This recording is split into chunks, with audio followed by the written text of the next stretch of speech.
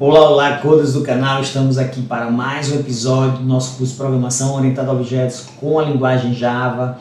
Esse é o episódio número 6, nós vamos falar do encapsulamento, que é um dos pilares da programação orientada a objetos. Não deixe de ver esse episódio logo após a vinheta do canal.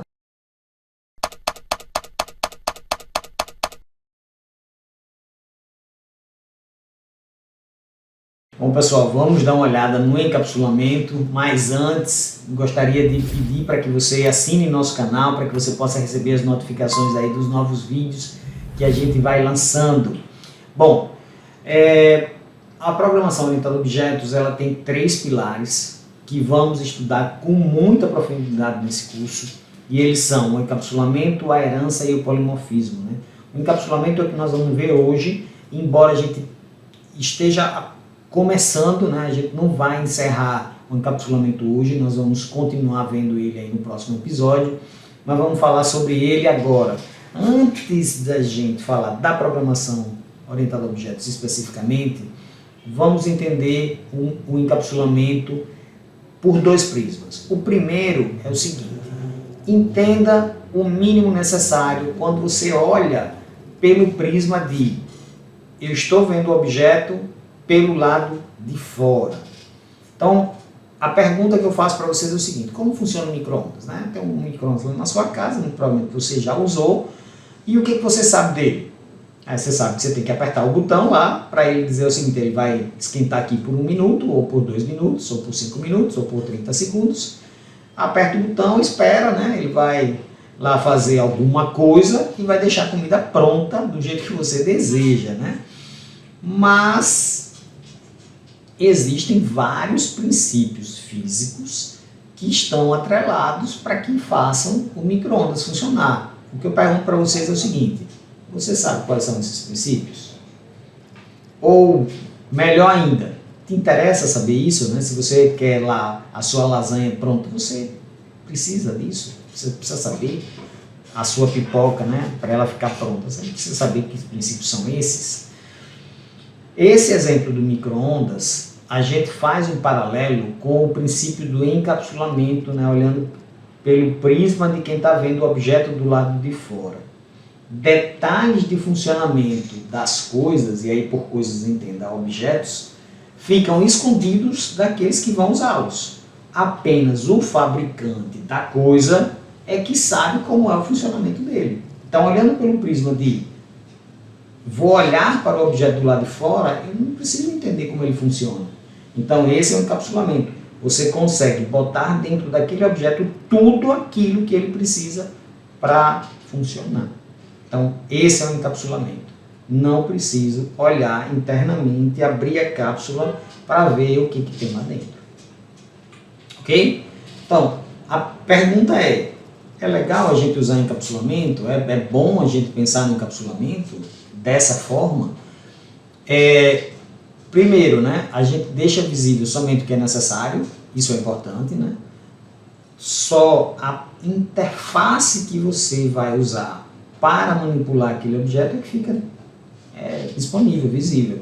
Detalhes internos de funcionamento não preciso conhecer, nem as estruturas, né? Lá dentro o micro-ondas é composto de quê? Não sei. Outra coisa é que ele esconde a complexidade. Então tem muita coisa lá por trás, com certeza tem muita coisa. Mas eu não preciso saber, não me interessa. Olhando para o mundo, o nosso mundo, por exemplo, quando você vai, por exemplo, tocar uma música do seu Spotify, que você dá play lá, por trás daquilo existe uma complexidade. Qual é a complexidade? Não me interessa. O que me interessa é que eu tenho esse objeto, eu interagi com esse objeto e esse objeto fez exatamente o que eu queria. Outro ponto aqui, né, que eu deixo bem claro é não deixar que se mexa onde não deve. Isso é importante, né? Porque se você mexer onde não deve, aquele objeto não vai funcionar mais de acordo com o que você gostaria. Veja, nós estamos fazendo uma analogia, pessoal, mas depois, né, nos próximos vídeos do nosso curso, vocês vão ver o quanto é importante você ter as coisas encapsuladas, para não deixar que de fora a gente consiga fazer coisas que não deveria dentro dos nossos objetos. A pergunta é bom? É, claro que é. Aí eu digo o seguinte, ou você quer que todo mundo aprenda sobre radiação eletromagnética e agitação de moléculas para saber usar o micro-ondas. Esses dois caras são os elementos que estão por trás do micro-ondas, né? Tanto a radiação quanto a agitação. Você não precisa saber disso, basta saber que apertando o botão ele faz exatamente aquilo que você quer. Então, é sim importante, e as classes utilizam o princípio do encapsulamento para, e aí vamos entender cada uma delas. Esconder detalhes da implementação do seu comportamento. Então assim, eu não preciso saber como um método foi criado, e por método entendo um pedaço de código, não me interessa. O que me interessa é como é que eu faço para chamar aquele método, para passar uma mensagem, para ele devolver o que eu quero, ou para ele se comportar do jeito que eu quero. Então tá lá, um objeto jogador, quero que ele chute. Não me interessa saber como é que ele fez o movimento do chute, qual a força que ele aplicou. Não me interessa. O que me interessa é o chute. Preservar mudanças de suas características, esse é outro ponto importantíssimo, porque senão você pode burlar o jogo, né? Por exemplo, né? Então imagine que você tem lá um jogador bem ruim, eu ia dizer aqui um jogador, mas não vou dizer não, né? Um jogador qualquer, João, que ele é muito ruim em termos de jogador, mas se você externamente consegue mudar as características daquele jogador, João pode virar Messi. Então tem que preservar essas características. Além disso, esconder algumas características de controle. Então eu tenho características próprias que permitem dar controle para aquele objeto. Então, por exemplo, posso fazer com que João seja tão rápido quanto o Usain Bolt. E aí não tem quem pegue, né, no jogo do FIFA.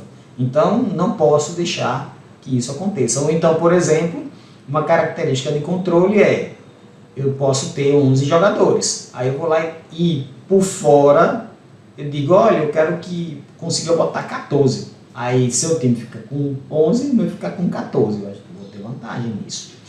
Então é um ponto também importante. E deixar tudo dentro de uma mesma estrutura. Então o objeto, ele contém tudo aquilo que ele precisa.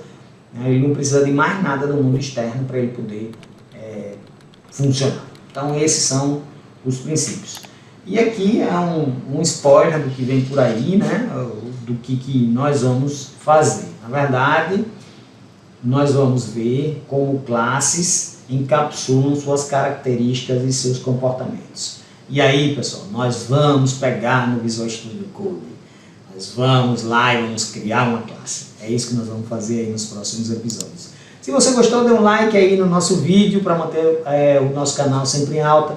E a gente se vê no próximo episódio. Grande abraço e até a próxima.